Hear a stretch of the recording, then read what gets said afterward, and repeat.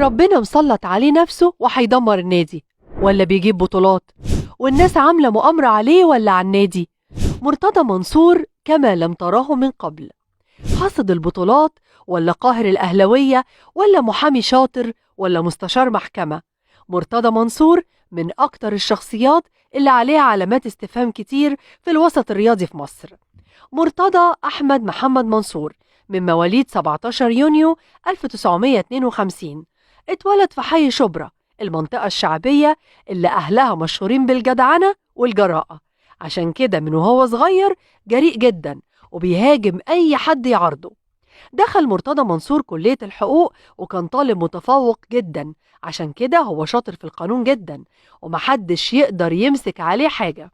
وأول صدام حصل لمرتضى في حياته المهنية كان وهو طالب، لما قال للمهندس سيد مرعي أمين عام اللجنة المركزية سنة 71 إزاي الأفندية كبار قادة الدولة في بلدنا يفكروا في تحضير الأرواح ويسألوها عن التوقيت المناسب للحرب. وعلى طول سيد مرعي حبسه شهر عشان تطولوا عليه، وتخرج مرتضى منصور وتعين وكيل للنائب العام.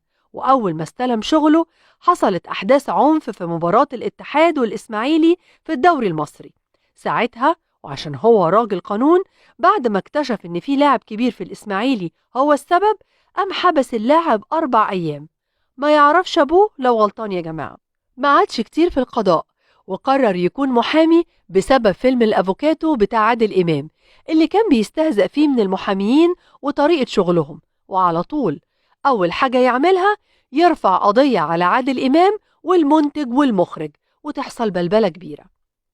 اشتهر مرتضى منصور بجملة السي دي بتاعك معايا، ودي إشارة منه على إنه عاجن وخابز الشخص اللي قدامه، ويعتبر البعض إنه مرتضى أرشيف متنقل أو جوجل صغير بيحتفظ بالملفات والمعلومات عن أعدائه وأصدقائه وبيخرجها إذا لزم الأمر.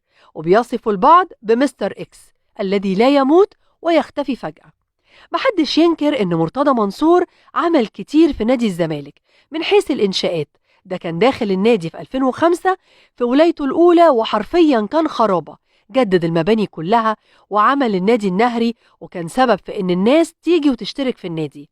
إلا إن عيب واحد بس وخطير من حيث وجهة نظر كل الزملكاوية اللي بيقولوا له دايما ما تدخلش نفسك في معارك ملهاش لازمة وخسرانة، وما تربيش عداوات، عشان اللي بينتقم منك بينتقم من نادي الزمالك كمان، واحنا مش عايزين كده.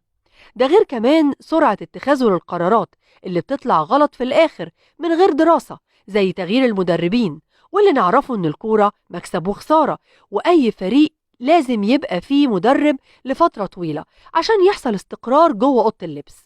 وفريق الزمالك لكرة القدم حصل على 14 لقب في عهد المستشار مرتضى منصور، ما بين بطولات محلية وعربية، وما بين دوري وكونفدرالية وكاس مصر وسوبر مصري سعودي، إلا إنه لسه ما جابش البطولة الغايبة عن سور 100 عقبة، وهي دوري أبطال إفريقيا.